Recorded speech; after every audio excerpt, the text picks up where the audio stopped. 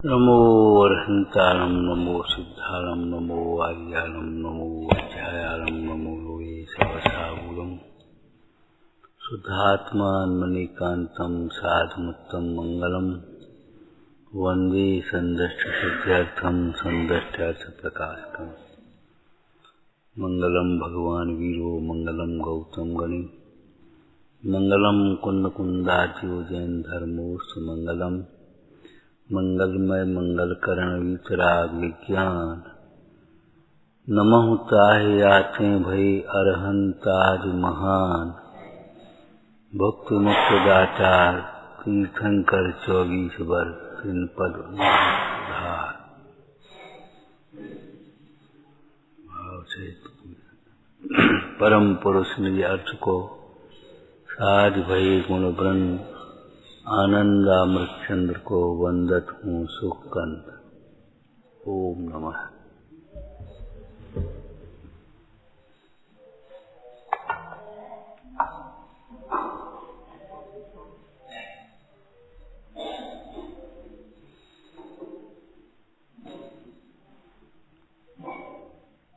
आत्मा के अश्रद्धान अज्ञान और अनाचरण से उत्पन्न संसार आत्मा के आश्रय से ही अथवा आत्मज्ञान से ही मिटेगा, दूसरा कोई उपाय नहीं। अभी 2-3 दिन में चर्चा की थी, आत्म ख्याति का जब लक्ष्य बनेगा तभी जगत की ख्याति की वांछा टूटेगी, और नहीं तो कहीं न कहीं जगत की ख्याति की वांछा में पड़ ही आएगा।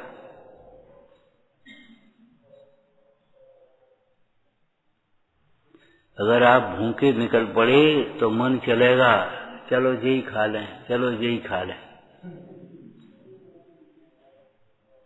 आपका पेट भरा होगा तब मन नहीं चल पाएगा। अथवा आपका टिफिन अपने पास होगा, बस इतना, तभी आप रुक पाएंगे, नहीं तो कौन रोकेगा।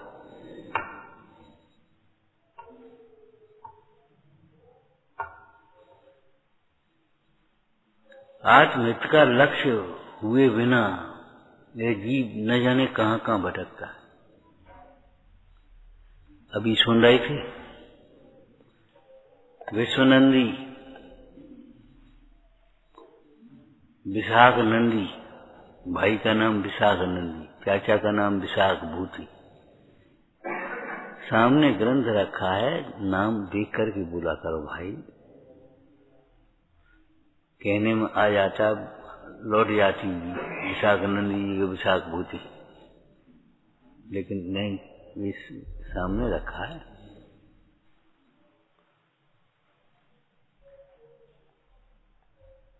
सामने होने पर भी गलती होती है। क्यों होती है? ज्ञेयों से ज्ञान नहीं होता, सिद्ध हो रहा है, सिद्ध हो रहा है।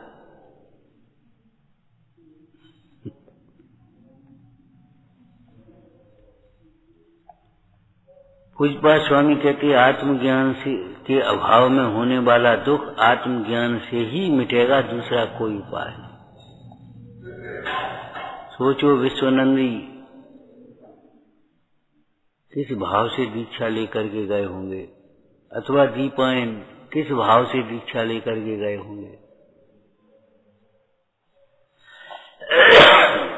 ग्रंथ की भाषा बोलोगे, किस भाव से दीक्षा लेकर के गए।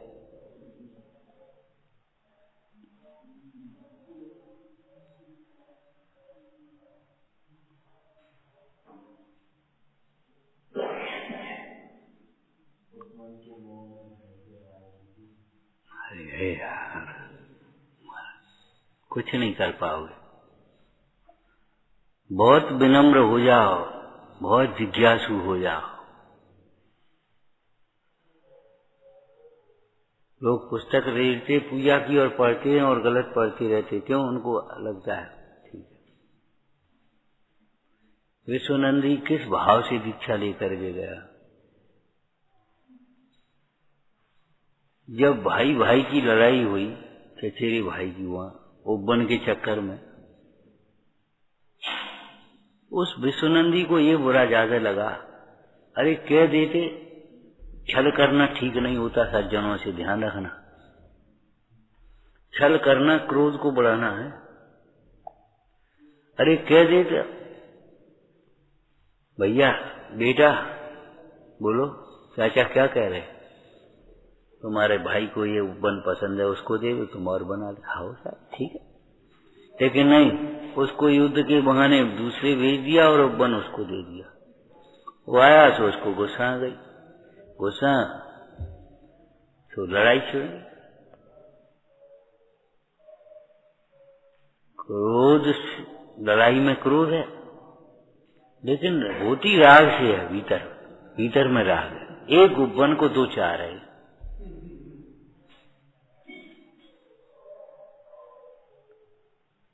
तो भाई उसका नहीं है, उसने नहीं बनाया, वो नहीं छोड़ता, तो हमने तो बनाया है हमारा, हम क्यों छोड़ दें? यही तो छोड़ना है, हमारा नहीं है।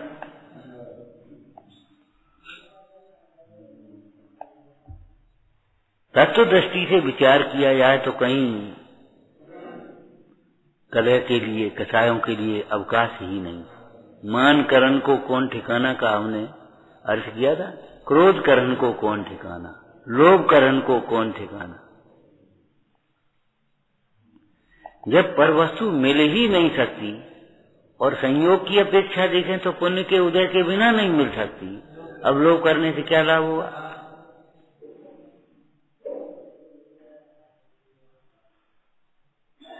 परमार्थ से देखो तो दोनों वस्तुएं भिन्न भिन्न हैं, मिलेंगी ही नहीं, ठीक है ना। अब व्यवहार में से देखो तो मिलने का मतलब सामग्री मिलती है पुण्य के उदय से, और पुण्य से ज्यादा तो मिलेगी नहीं। और जो तेरा लोभ का परिणाम है वो पाप भाव, तब कैसे मिलेगी? बल्कि घात और होगा। इसे इच्छा की चर्चा की थी आप, भोगों की वांछा से भोग नहीं मिलते, पुण्य की वांछा से पुण्य नहीं होता, क्योंकि ये वांछाएं पाप रूप हैं। भोग पुण्य से मिलते और ये भोगों की वांछा पाप है। मोक्ष की वांछा से पुण्य होगा और मोक्ष की वांछा से मोक्ष नहीं होगा, मोक्ष वितराग भाव से होता है। अब इसलिए वांछा सर्वथा निरर्थक है, वांछा सर्वथा निरर्थक हो गई, क्योंकि मोक्ष की वांछा से मोक्ष नहीं होता और भोग की वांछा से भोग नहीं मिलते। मोक्ष मिलता है वितराग भाव से और भोग मिलते हैं पुण्य के उदय से। और ये बाप की वांछा करके क्या चाहते हो गई बेकार। और लोभ लाभ का कारण नहीं, ये निश्चित बात हो गई। लोभ से लाभ नहीं होता, विषयों का लोभ ही, बाकी पूरा करो, विषयों का लोभ ही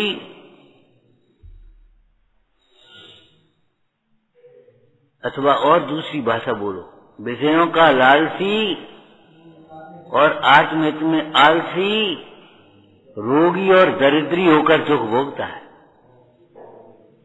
विषयों का लालची और आत्महित में आलसी, दरिद्री और रोगी होकर के दुख भोगता है, तो महापाप बनता है।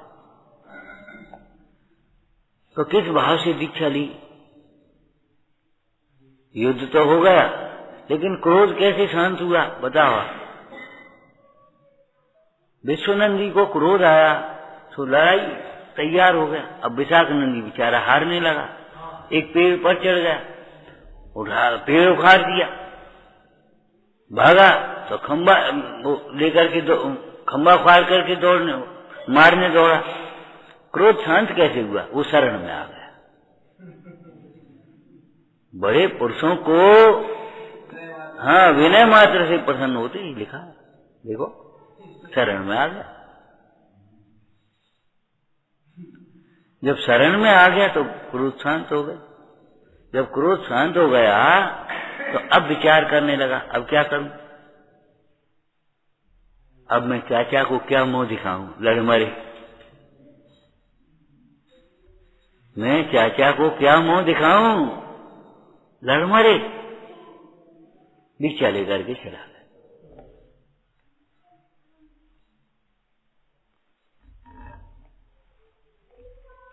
दीपायन कैसे दीक्षा लेकर गए थे? मेरे निमित्त से द्वारका जले भैया जी, तो बहुत बुरी बात है, हम रहेंगे ही नहीं, देखे कैसे जल जाएगी।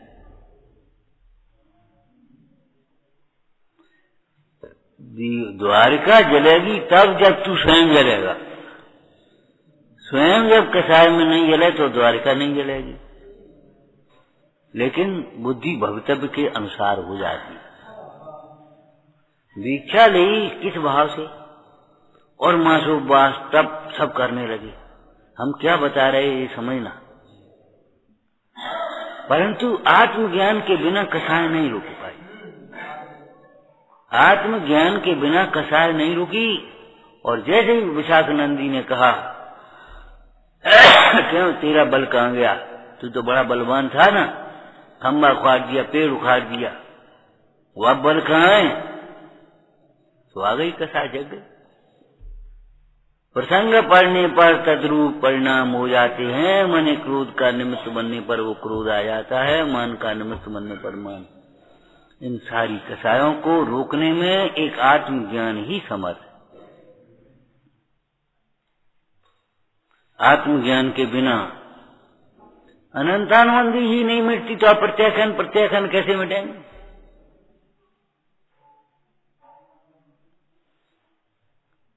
ऊपर ऊपर से थोड़ी देर के लिए मंद हो जाना अलग बात है। ऐसे तो पानी बरसता है तो मट्टी में नरमाई आ जाती है, घास फूस हो जाती है, मौसम अच्छा हो जाता है। और वही मौसम फिर अब ऐसा कैसा हो गया, मिट्टी कैसी हो गई। ऐसे ही सुनते पढ़ते हैं, अनुकूलताएं रहती हैं तो थोड़ी कथाएं ऐसी रहती हैं, ठीक है। और जब उनके निमित्त बनते हैं तो झट से फिर अभी मन कसा तो नहीं, ऐसे हाथ जोड़े बैठे हो हैं, और जरा सी प्रशंसा करने लगे तो अब याद आ जाएगा।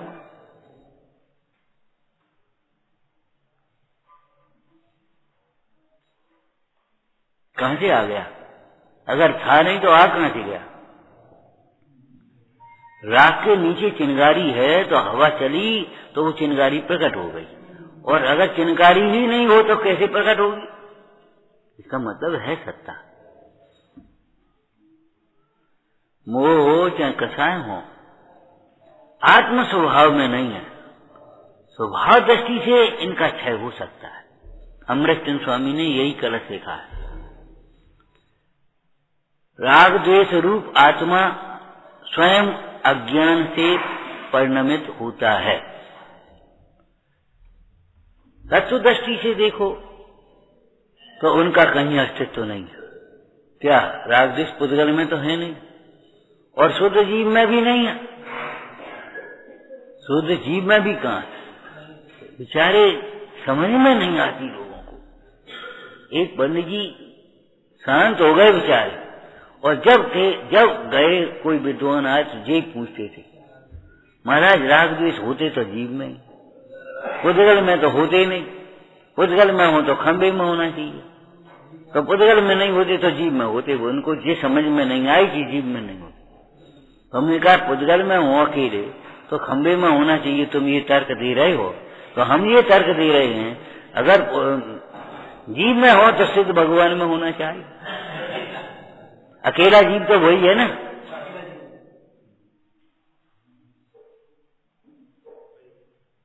शाहजवाज के बिना नए पक्ष से समाना नहीं होता।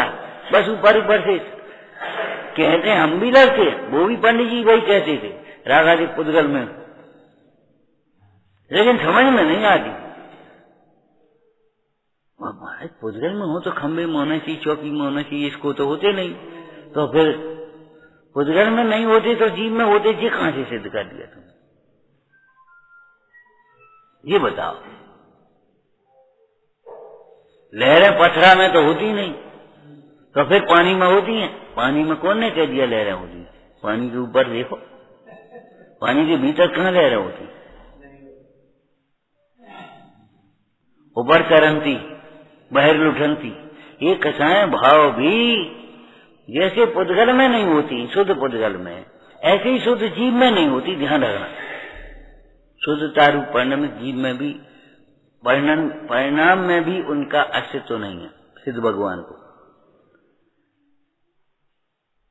तो किसको होती है, कैसे होती है? कि आत्मा को भूलकर पुद्गल को अपना मानने वाले की परिणति में होती है, परिणाम। माने कहाँ होती हैं? जहाँ अज्ञान होता है वहाँ होते हैं, ज्ञान में नहीं होते, ज्ञान में नहीं होते। इसलिए जो जीव अपने को ज्ञान मात्र अनुभवता है, यथा स्वरूप अनुभवता है, उसको परिणति में भी नहीं होती राग।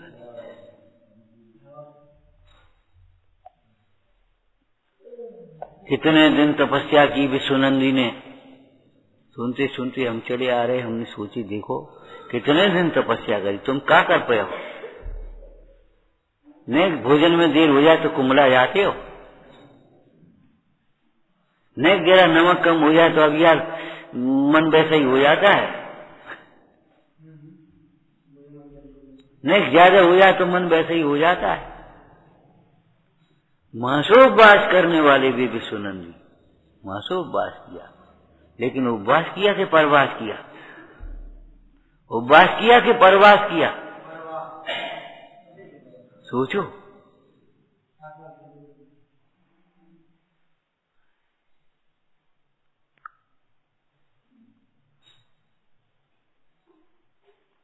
पहले आत्म ज्ञान बिना सुख लेस न पायो। तो सुख लेस नहीं पाया का मतलब क्या है? समता लेस नहीं आया। समता आएगी उतना तो सुख आएगा। अगर समता रंच मात्र भी नहीं है, ममता का ही स्वरूप है वहाँ बदला हुआ, तो आखिर दुख का ही बदला स्वरूप होगा इंद्रिय सुख। लेकिन आत्मज्ञान के बिना कौन इन कसायों को जीता? इसलिए हे भव्य जीवो, बाह्य ज्ञान के क्षयोक्षम में, शास्त्रों के अभ्यास में अटक मत जाना, संतुष्ट मत हो जाना। अगर तुम्हारा क्षयोक्षम कम हो, नहीं पढ़ने लिखने लायक हो, तो घबराना मत। शास्त्र उठा नहीं सकते, बोल नहीं सकते, पढ़ नहीं सकते, ऐसे त्रियंचों को भी सम्यक दर्शन होता है, सम्यक ज्ञान होता है। आप घबराना नहीं। ये नहीं है बड़े बड़े धर्मानों को ही हो, या बड़े बड़े पंडितों को ही हो, बड़ी बड़ी क्रियाओं वालों को ही हो, ऐसा नहीं है। बिल्कुल मत सोच देना। ईमानदारी अलग चीज है और वैभव अलग चीज है। गरीब आदमी भी ईमानदार हो सकता है कि नहीं? और बड़ा धनी भी बेईमान हो सकता है कि नहीं? बड़े बड़े नेता, बड़े बड़े देखो करोड़ों की अरबों की मारा, और देखो क्या हाल है, देशद्रोह। और इतना ईमानदार मजदूर, तांगे वाला इतना ईमानदार, ये तुम्हारी रह गई साथ दे।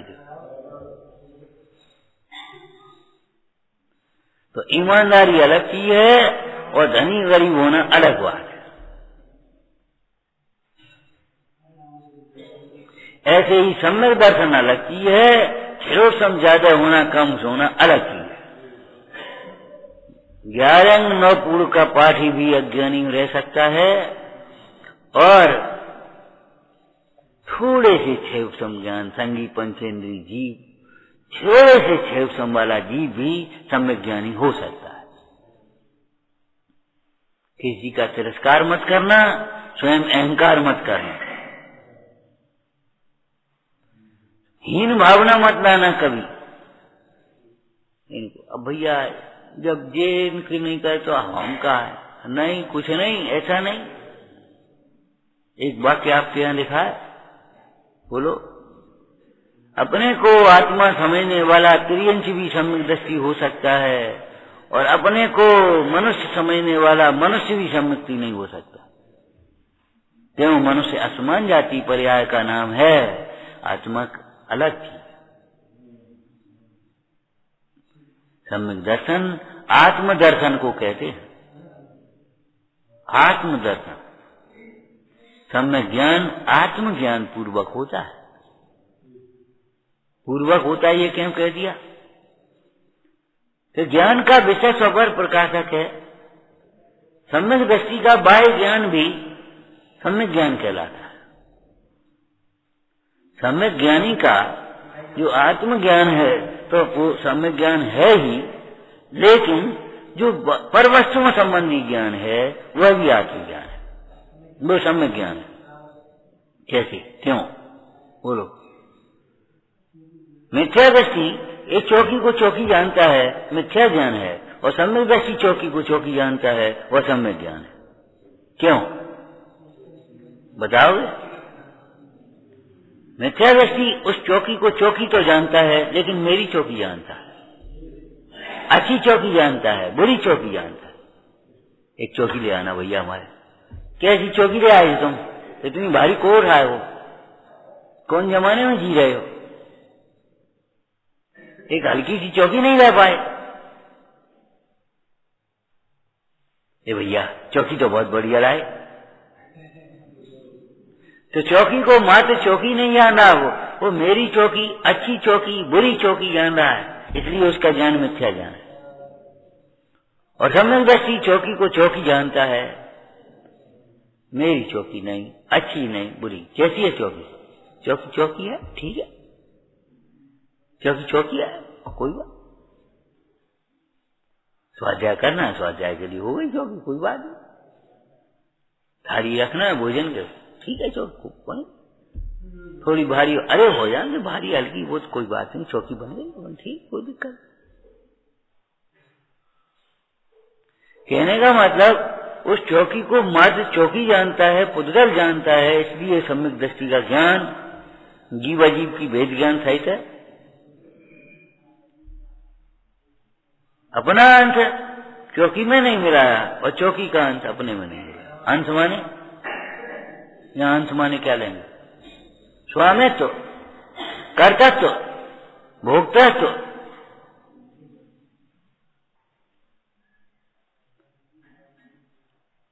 अगर अपने द्वारा दी गई चौकी किसी दूसरे ने स्वाध्याय के लिए उठा ली मंदिर में, तो उसको ये नहीं है हमारी चौकी का ले ली, ले ले भैया, हम दूसरी ले ले, कोई बात नहीं, क्या फर्क पड़ रहा? अपने बनाए कमरे में दूसरा आदमी ठहर गया, अरे ठहर जा भैया, हम दूसरे में ठहर जाए, या हम भी इसी में बन रहे, कोई बात नहीं, रहो आराम। तुम हमारे कमरे में इधर आया मैनेजर, तुमने मेरा कमरा दे क्यों दिया? ये अहंकार कहां से आ गया? हमने पहले फोन कर दिया था तुम्हें, और कर दिया हो नहीं कर दिया हो इससे कोई मतलब। तुमने हमारा कमरा दिया क्यों? हमने इसलिए बनवाया है। अरे भगवान, धर्मायतन में तुमने इसलिए बनवाया कि अहंकार करके कसाया करो।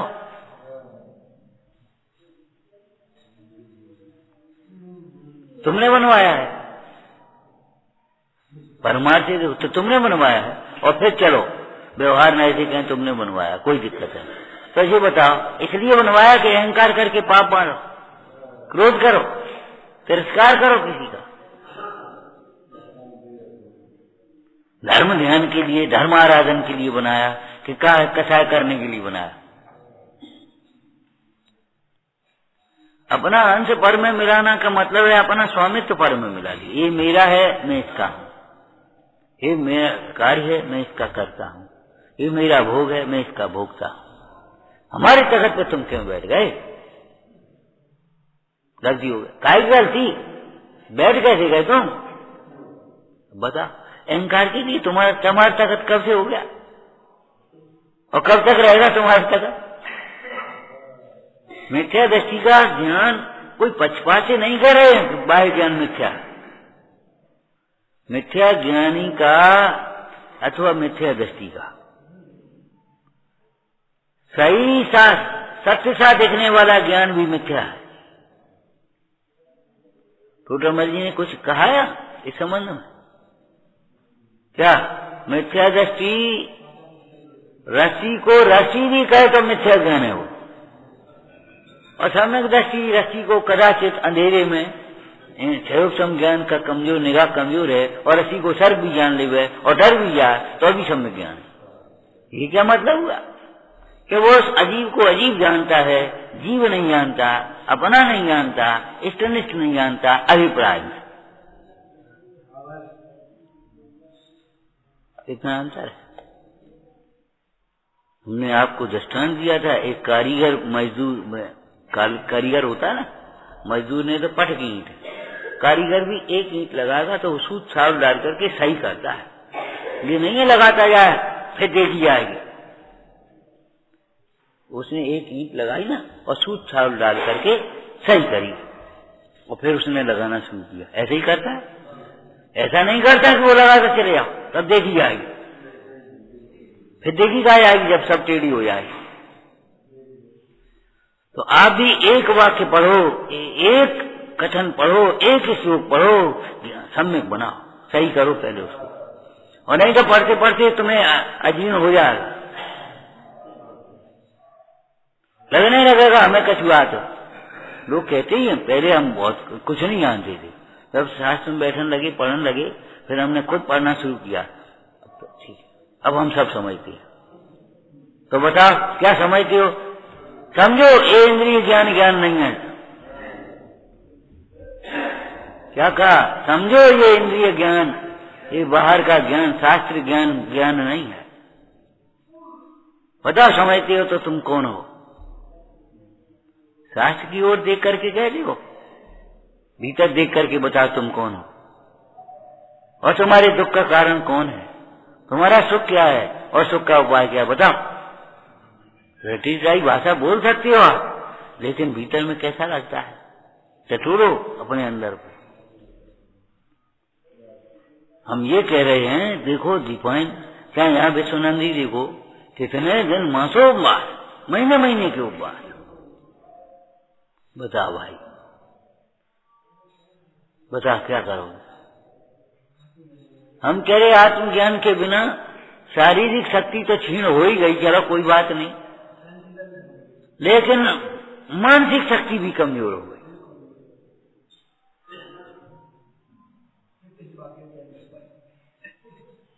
मानसिक शक्ति सहन नहीं कर पाया, भूल गया तो नहीं कहा कुछ भी तुझे, हे अबुध रोष तू क्यों करे। वैशाख नंदी ने जिसे देखा है वो तुम हो, तुम विश्वनंदी हो। कई बार हम वैसे ही कर दे, बेटा यहाँ ना आ गया, क्यों तुम बेटा हो, कहने लगते नाम पुकार के थे, यहाँ ना तुम ये हो, तुम ये नहीं हो, नहीं हो, नहीं हो। संबोधन के लिए यही कहना पड़ेगा, कोई दिक्कत नहीं है, और बुलाएंगे तो आना भी पड़ेगा, सब नहीं आ जाएंगे। वो व्यवहार व्यवहार की जगह है, लेकिन अंतर में ये सोचो ये हम नहीं है। नाम धरो तिन हर्षित हो, तो डर मल्ल कहें सब को। सब लोग कह रहे, कहने लो,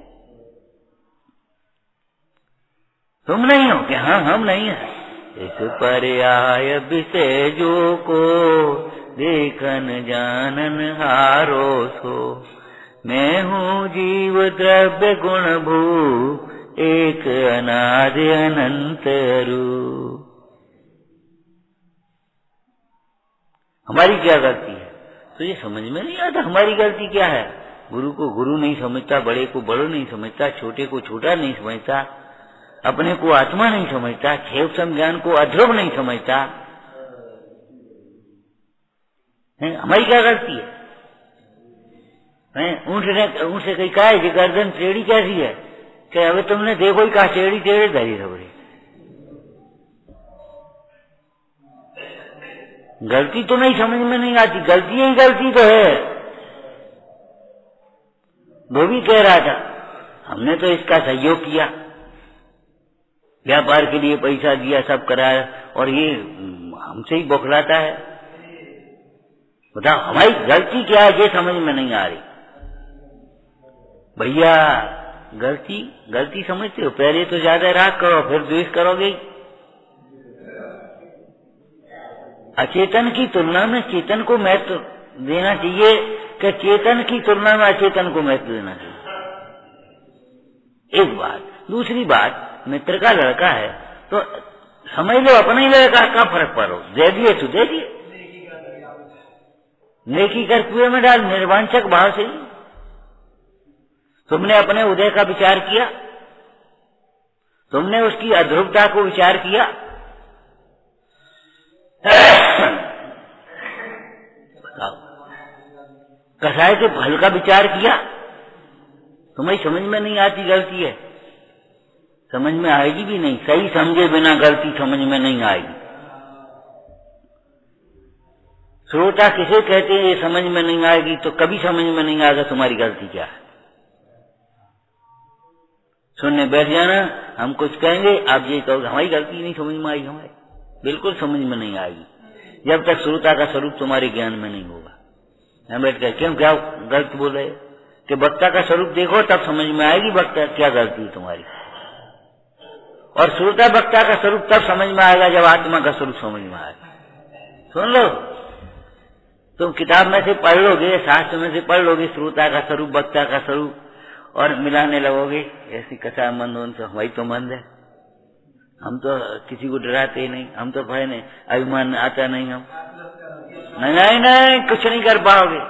आत्मज्ञान आत्मा का स्वरूप समझे बिना न श्रोता का स्वरूप समझ में आएगा, न वक्ता का स्वरूप समझ में आएगा। और जब स्वरूप समझ में नहीं आएगा तो जितना समझ में आया सब गलत है, जितना समझे बैठे हो उल्टी। उस महिला ने यही तो कहा था पंडित जी से, कहो क्या समझे कि आज तक जो समझा था उसमें दम नहीं है। आज तक जो हमने समझा था उसमें दम नहीं है।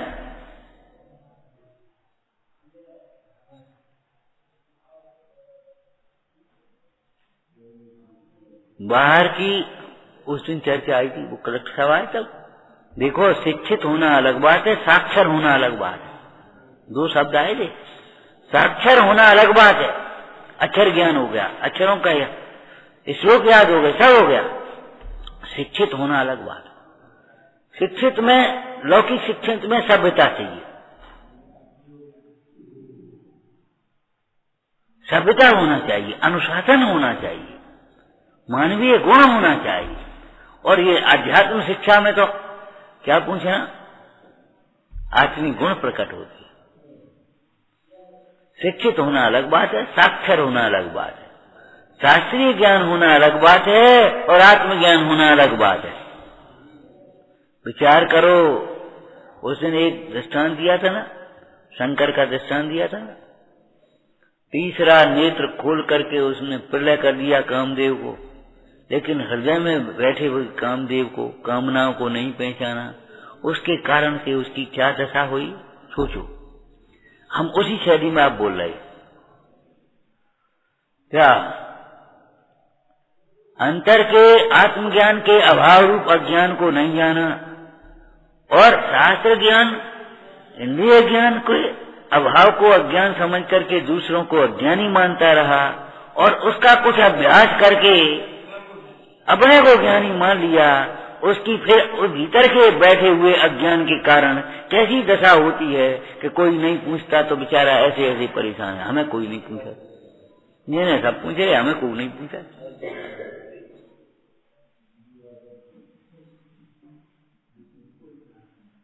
कितनी मायाचारी होती है, कितना मान होता है, कितना लोभ होता है, और जब ये परिणाम होंगे तो कितना क्लेश होता है अंदर में।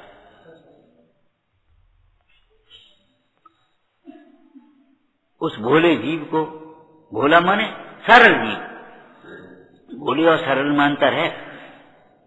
भोला चाहे किसी की बातों में आ जाएगा, सरल किसी की बातों में नहीं आएगा, ध्यान रखना। भोला जीव चाहे किसी की बातों में आ जाता है, लेकिन सरल जीव होता है वो किसी की बातों में नहीं आएगा। सरलता उत्तम मार्ग और धर्म है, और भोलापन अज्ञान में होता है। सरलता ज्ञानमय भाव है और भोलापन अज्ञानमय भाव। भोलेपन में तमाम धोखा खाए जाते हैं, और सरल स्वभाव भी ना धोखा दे पाएगा ना धोखा खाएगा। अगर उसे कोई दूसरा धोखा देगा तो अपने उदय का विचार करके समता रख लेगा, और वो किसी को धोखा देगा। सरलता और भोलापन दोनों अलग हैं।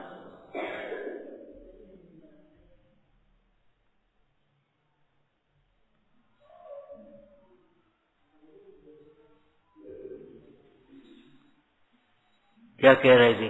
विचार करो, भीतर के अज्ञान को पहचाना नहीं और बाहर के अज्ञान को मिटाने के लिए खूब पढ़ाई करी, खूब उपाधियां लगाई और खूब सोचा कि अज्ञानी है हम ज्ञानी। तो उसने अपने को ज्ञानी मान लिया ना। अब भीतर के अज्ञान के कारण से उसकी क्या दुर्दशा हुई? बोलो बोलो, क्या दुर्दशा हुई? पहले आत्म ज्ञान बिना सुख, अंतर झुलसा रहा, अनंतानुबंधी कथा है, गलती नहीं भीतर।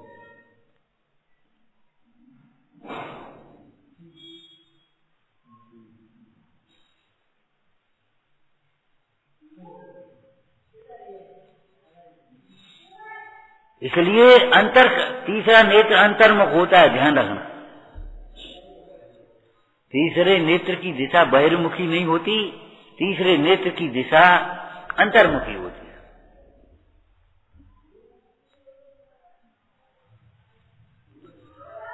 अर्थात वह अंतरंग शत्रुओं को पहचान कर, मोह राग द्वेष रूप अंतरंग शत्रु, उनका संहार करने में उद्यमी होता है। बाहर की शत्रु में शत्रुपने की कल्पना ही छोड़ देता, उसे कल्पना ही नहीं होती बाहर का शत्रु शत्रु है। अंतर के शत्रु को पहचान कर उस शत्रु के अभाव के लिए उद्यमी होता है, बाहर के शत्रु की कल्पना ही करता।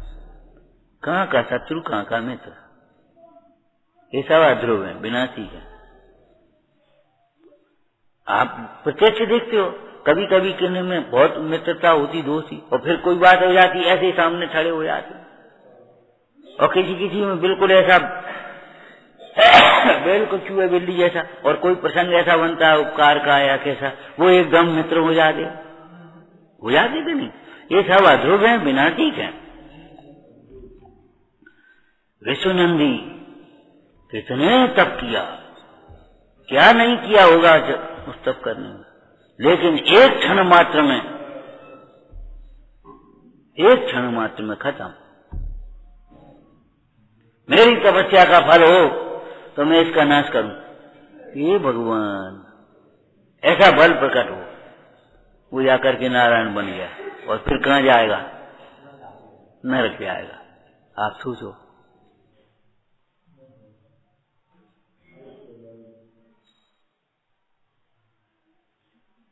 ये भैया बोले बड़ी आफत है, दिन में मक्खी रात में मच्छर, हमने विकल्प 24 घंटा। मच्छर रात में है, मक्खी दिन में है, लेकिन विकल्प दिन में भी है और रात में भी है। अब बताओ बड़े कौन है, खतरनाक कौन है? सोचो सोचो। जिंदा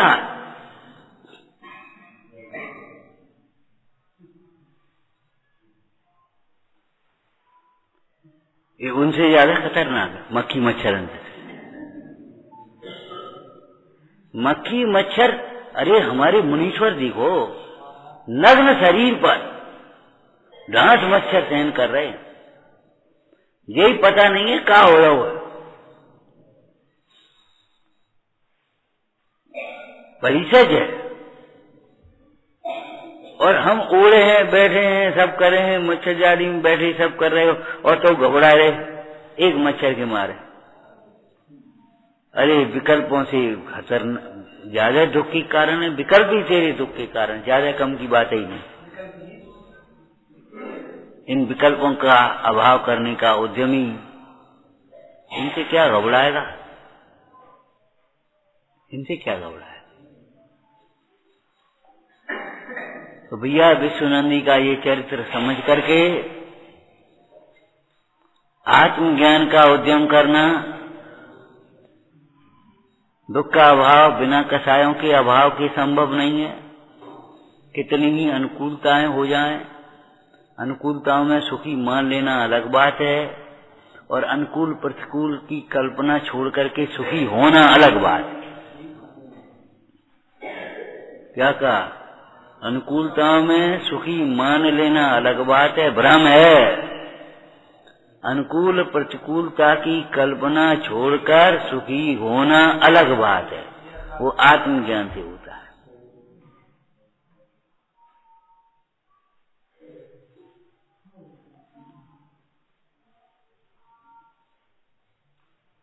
बाहर की अनुकूलताएं मान उत्पन्न करेंगी, बाहर की प्रतिकूलताएं क्रोध उत्पन्न करेंगी।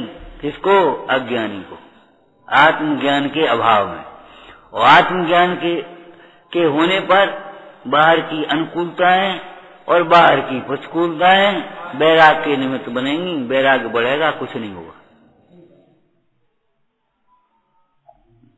अज्ञानी के लिए वे अनुकूलताएं और प्रतिकूलताएं रौद्र आर्त ध्यान का कारण है। अनुकूलताएं रौद्र ध्यान का और प्रतिकूलताएं आर्त ध्यान का।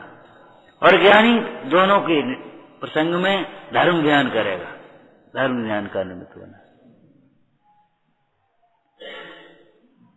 धर्मी को जाने बिना, धर्मी के आश्रय बिना, धर्म के लक्ष्य के बिना धर्म नहीं होता। न धर्मो धार्मिक के बिना। स्वाध्याय स्व को जानने के लिए करना, स्व को स्वयं से जानने का उद्यम करना, स्वाध्याय करके। एक ग्रंथ तुम रख लो सामने और हम इसमें से बांटेंगे, तुम उसमें मिलाना। वो तो मिल ही जाएगा, एक ही प्रिंटिंग है, एक ही एडिशन है। यहाँ मिलाओ तब काम चलेगा। हमारे गुरु महाराज भी यहाँ से बोल रहे हैं और हम भी वहीं से मिला लें, तब बनेगी बात।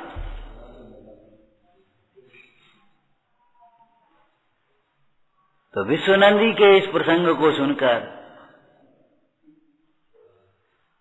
पढ़कर विचार करके क्या सोचना? आत्मज्ञान का उद्यम करना। आत्मज्ञान, आत्मज्ञान के बिना आत्मानुशासन में आया है। सम्यक दर्शन के बिना या आत्मज्ञान के बिना, बोलो। संबोध व्रत तपसा,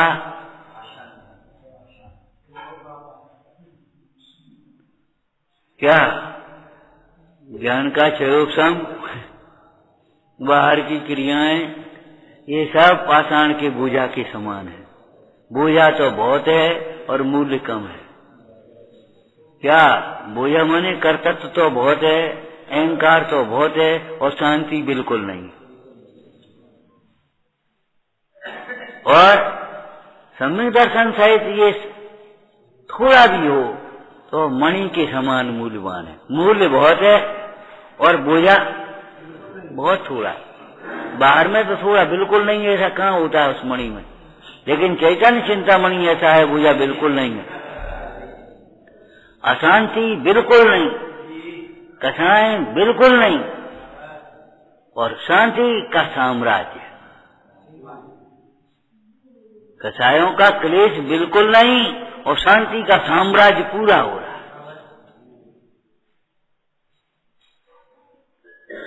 क्या सुंदर विश्वनंदी का चरित्र है। महावीर का चरित्र सुनकर के भाई वीरता जागृत करो, कायरता को दूर से ही छोड़ो। कायरता को दूर से ही छोड़ो, वीरता को अपना और सार्थ उछालो, लेकिन सही दिशा में, सही दिशा में, उल्टी दिशा में मत चलो। स्पीड बढ़ाने की, हटाने की अपेक्षा पहले दिशा सम्यक कर लेना। चलना किधर है ये सोचो। किस स्पीड से चलोगे ये बात की बात है, चलना किधर है। जिस मोक्ष को चाहते हैं, जिस सुख को चाहते हैं, वो शुद्धोपयोग का फल है भाई। वो शुद्धोपयोग का उद्यमी होना।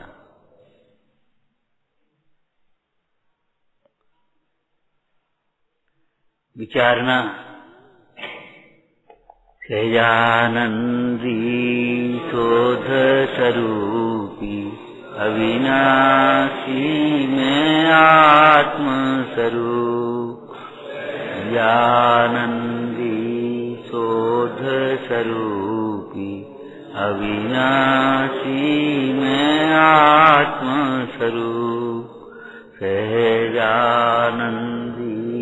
शोध स्वरूपी अविनाशी मैं आत्म स्वरूप।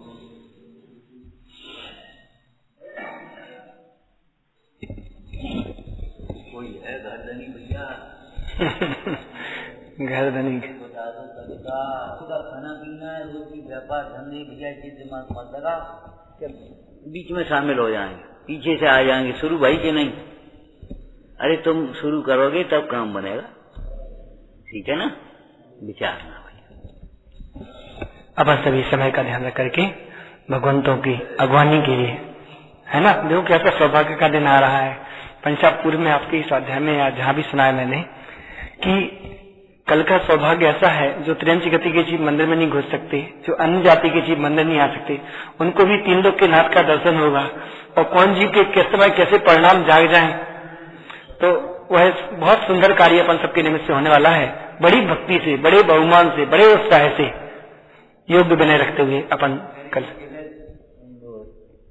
रथ यात्रा निकल रही थी और वो अपने गाते बजाते निकल रही, तो एक धर्मशाला का मैनेजर था। वाह, आज तो आनंद आएगा, आज हम जिनराज तुम्हारे द्वारे आए, जिनराज अपने द्वारे आ गए, आनंद आ गया, आनंद। मैंने इतना उछला, इतना, हम वहीं थे, हमने देखो किसको कैसा परिणाम आ जाए।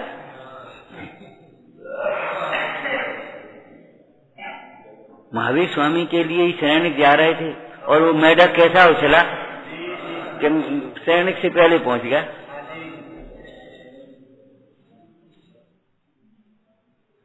बहुत उल्लास से सारे कार्यों को गौण करते हुए टाइम का ध्यान रखें पहले, हैं? तो भक्ति भाव से चलेंगे, और टाइम यहीं लेट कर लोगे तो फिर जल्दी करो करोगे। एक भक्ति, दो भक्तियां भी याद होंगी। और देखो भाई, ये फुअर प्रदर्शन मत करना, ठीक है भाई? रथ यात्रा निकलती है, तीन लोक के नाथ हैं, लेकिन वितरागी हैं, हमारी मर्यादाएं हैं, हमारे अपने हिसाब से चलना चाहिए। ये नहीं है जैसे बारातों में बोई और बोई तुम्हें और लौकिक कामों में और बोई यहाँ उस प्रकार से ऐसा नच रहे हैं जैसे पतो ही नहीं पड़ रही है, पीठ कितने हो रही है, पेट कितने हो रहा हो कि हो कहाँ हो रहा है, कहाँ चल रहा है, कहाँ हो रहा है, कुछ पता ही नहीं। ऐसा नहीं, मर्यादा रहित परिवर्तन मत करना। सादगी के वस्त्र पहनो, सादगी से चलो, खूब भक्ति भाव से। ये नहीं है कि नीरस होके चल रहे बन को अमीर बन के, ऐसे नहीं, उल्लास से चलो, कोई दिक्कत नहीं है, लेकिन उल्लास में शालीनता बनी है। और दूसरी जगह जगह तुमने डिस्पोजल फैला करके गंदगी फैला दी, ये अच्छी ही नहीं। आप यहाँ से चलेंगे, बाल बच्चों की बात अलग है, एक आध जगह पानी वानी की व्यवस्था है, बात बाकी आपको तो ये सोचना चाहिए हम कहाँ रथ यात्रा में जा रहे हैं, कि वहीं खान पियन लगे भगवान के सामने, वहीं करने लगे, वो आइसक्रीमें लेने लगे, कहूँ वो बांटने वाले। अपने यहाँ तो खैर कम होता है, कोई दिक्कत नहीं है, लेकिन मान लो ध्यान रखना इन बातों का। स्वागत करो, बहुमान करो, खूब दिक्कत है, कोई बात नहीं है, लेकिन मर्यादाओं के अनुसार ध्यान रखो। दूसरे हमसे सीखें, ये शिक्षा व्रत है, प्रभाव न किया। दूसरे हमसे सीखें कि भगवंतों की भक्ति कैसे होती है, कैसे कैसे भक्ति, ये प्रभावना का अंग बन जाए हमारा। व्यवस्थापक लोगों को भी ध्यान रखना है, बच्चों को भी ध्यान रखना, भैया आप लोगों को भी ध्यान रखना। मर्यादाओं के वस्त्र पहने, मर्यादा से चलें और मर्यादा से गाएं, मर्यादा से खड़े हों, ये सब मर्यादा से ध्यान रखें। निज निधि निज में बचाई से उपकार है, के लिए इन वाणी माँ को वंदना।